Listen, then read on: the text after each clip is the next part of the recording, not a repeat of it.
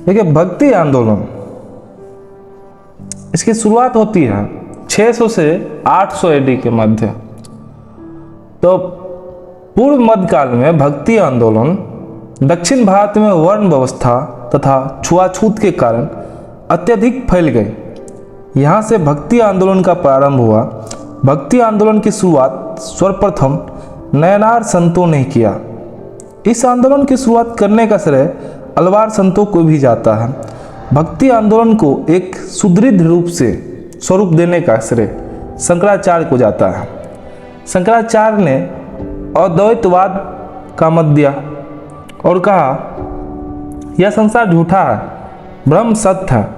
उन्होंने स्मृति संप्रदाय की स्थापना की।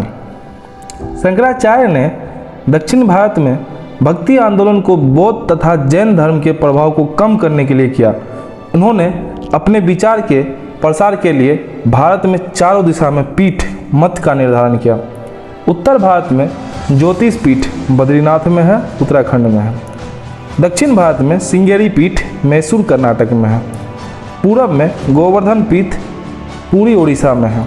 पश्चिम में शारदा पीठ द्वारिका गुजरात में है। फिर से उत्तर में ज्योतिष पीठ बद्रीनाथ उत्तराखंड में है। दक्षिण में श्रृंगेरी पीठ मैसूर कर्नाटक में है। पूरब में गोवर्धन पीठ पूरी उड़ीसा में है।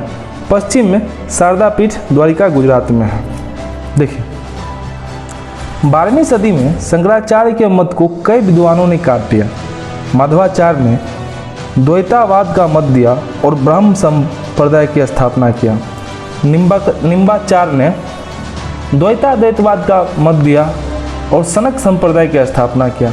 वल्लभाचार्य ने शुद्धद्वैतवाद का मत दिया और पुष्टि संप्रदाय की स्थापना किया। रामानुजाचार्य ने वशिष्ठाद्वैतवाद का मत दिया और श्री गणेश की स्थापना किया। प्रारंभ में भक्ति आंदोलन दक्षिण भारत तक सीमित था। भक्ति आंदोलन को उत्तर भारत में लाने का श्रेय रामानंद को जाता है। रामानंद ने अपना उपदेश हिंदी में देना प्रारंभ किया। 16वीं शताब्दी में भक्ति आंदोलन अपने चरमोत्कर्ष पर पहुंच गई। उत्तर भारत का भक्ति आंदोलन ऊंच नीच तथा छुआछूत के विरुद्ध था। उत्तर भारत का भक्ति आंदोलन दो भाग में बट गया, एक सगुण भक्ति और एक निर्गुण भक्ति। सगुण भक्ति में राम और कृष्ण के होते थे और निर्गुण भक्ति में संत और सूफी होते थे।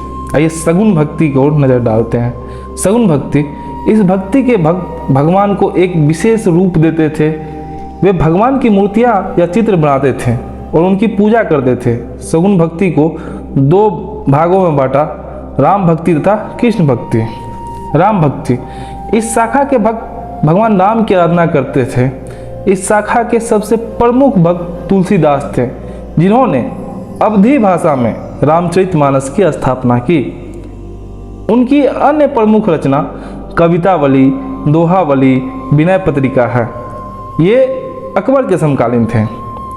अकबर ने इन्हें नवरत्न में शामिल होने का प्रस्ताव दिया, लेकिन उन्होंने इस प्रस्ताव को रिजेक्ट कर दिया, नकार दिया था, रिजेक्ट कर दिया। दक्षिण भारत में राम भक्ति को फैलाने का कार्य त्यागराज ने किया। अब ये कृष्ण भक्ति, कृष्ण भक्ति मतलब इस शाखा के सारे भक्त भगवान कृष्ण की आराधना करते थे। कृष्ण भक्ति में सबसे प्रमुख संत विट्ठल स्वामी। इन्होंने 8 शिष्यों को शिक्षा दिया, जिन्हें संयुक्त रूप से अष्टछाप कहा जाता है। इस अष्टछाप में सबसे प्रमुख शिष्य सूर्यदास थे। ये भी अकबर के समकालीन थे। सूरदास की रचना सूर सागर प्रमुख है। इसके सबसे प्रमुख मतलब कृष्ण भक्ति के सबसे प्रमुख महिला मीराबाई है। महाराष्ट्र के क्षेत्र में कृष्ण भक्ति को एक साथ तुकाराम इत्यादि ने फैलाया। तुकाराम शिवाजी के समकालीन थे। गुजरात के क्षेत्र में कृष्ण भक्ति का प्रचार नरसिंह मेहता ने किया। इसकी कविता वैष्णव जन तो तेने कहिए, यह महात्मा गांधी का भी पसंदीदा गीत था। बंगाल, बिहार तथा उड़ीसा के क्षेत्र में भक्ति आंदोलन को प्रचार चैतन्य महाप्रभु ने किया। इन्होंने ही हरि कीर्तन प्रारंभ किया। कृष्ण भक्ति में संगीत बहुत ज़्यादा है। अब ये निर्गुण भक्ति, इस भक्ति के संत किसी भी मूर्ति या चित्र नहीं बनाते थे, बिना मूर्ति के ही आराधना करते थे। निर्गुण भक्ति को दो भागों में बट गया, एक संत भक्ति तथा सूफी भक्ति। तो संत भक्ति की ओर आते हैं। संत भक्ति के अंतर्गत गुरु नानक, कबीर, धन्ना, सेना, रैदास जैसे संत आते हैं। अब इस सिख धर्म में प्रथम गुरु नानक देव थे। इनका जन्म 15 अप्रैल 1469 ईस्वी में तलवंडी में हुआ। कब हुआ? 15 अप्रैल 1469 ईस्वी में तलवंडी में हुआ।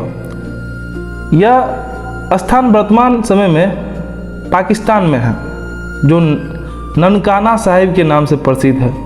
गुरु नानक ने सिख धर्म की स्थापना किया और गरीबों को मुफ्त में भोजन, लंगर व्यवस्था शुरू किया, किंतु यह सुचारू रूप से नहीं था।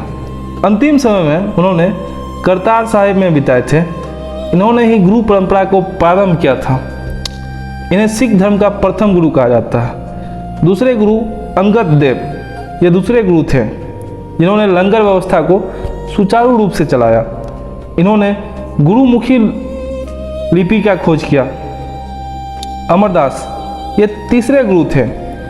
इन्होंने पर्दा प्रथा, सती प्रथा, कुप्रथा इत्यादि का विरोध किया। जब पारिवारिक जीवन में रहते हुए गुरु के कर्तव्यों का पालन किया। चौथे गुरु रामदास थे। रामदास ये चौथे गुरु थे। इनका अकबर से अच्छा संबंध था। अकबर ने इन्हें अमृतसर के लिए 500 बीघा जमीन दान में दिया। उन्होंने अमृतसर नामक एक तालाब बनवाया था। अमृतसर एयरपोर्ट का नाम गुरु रामदास इंटरनेशनल एयरपोर्ट इन्हीं के नाम पे है। गुरु अर्जुन देव पांचवें गुरु थे। ये पांचवें गुरु थे अर्जुन देव। इन्होंने ही स्वर्ण मंदिर की स्थापना की।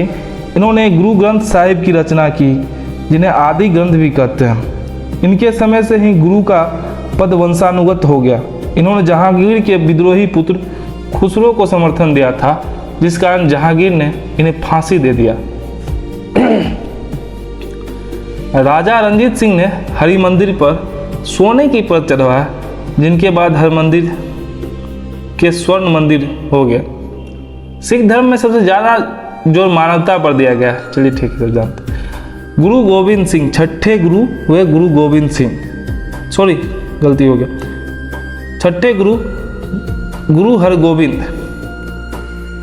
छठे गुरु हुए गुरु हरगोविंद। ये छठवें गुरु थे। इन्होंने अकाल तख्त की स्थापना किया तथा नगाड़ा बजाने की परंपरा शुरू किया।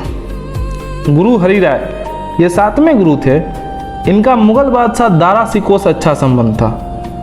आठवें गुरु हरिकिशन थे। ये आठवें गुरु थे। इनका कार्यकाल बहुत छोटा था। इनकी मृत्यु चेचक के कारण हो गई। नौवें गुरु तेग बहादुर, ये 90वें गुरु थे। इन्होंने औरंगजेब के विद्रोही पुत्र अकबर द्वितीय को शरण दे दिया, जिस कारण औरंगजेब ने इन्हें इस्लाम धर्म कबूल करने को कहा, किंतु इन्होंने इस्लाम धर्म कबूल नहीं किया, जिस कारण औरंगजेब ने दिल्ली चांदनी चौक पर हत्या कर दिया, जहां आज शीशगंज गुरुद्वारा है। गुरु गोविंद सिंह ये 10वें तथा अंतिम गुरु थे। इनका जन्म 26 दिसंबर 1666 को पटना साहिब में हुआ। फिर से गुरु गोविंद सिंह ये 10वें तथा अंतिम गुरु थे।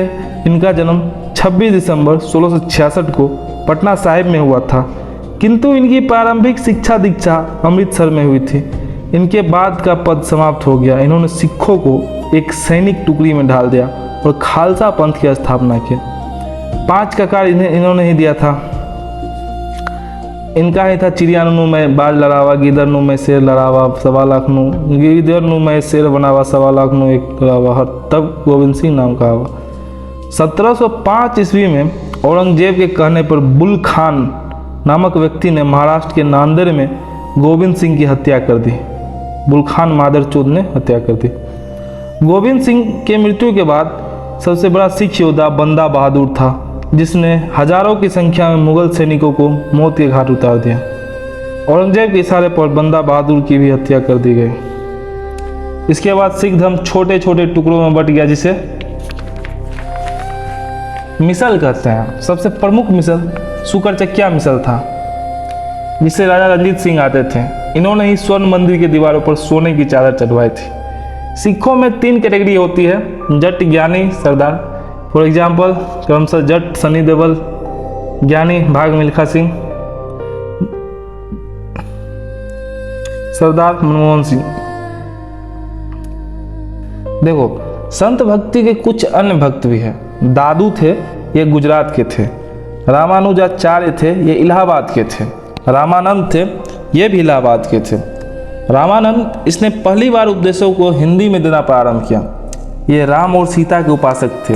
इनके कुछ प्रमुख शिष्य थे जो अलग अलग जाति से थे तथा 2 महिला शिष्य पद्मावती और सूरसी, ये रामानंद की 2 चेली थी, पद्मावती और सूरसी इनकी शिष्य थी। रेदास ये चमार या मोची जाति के थे।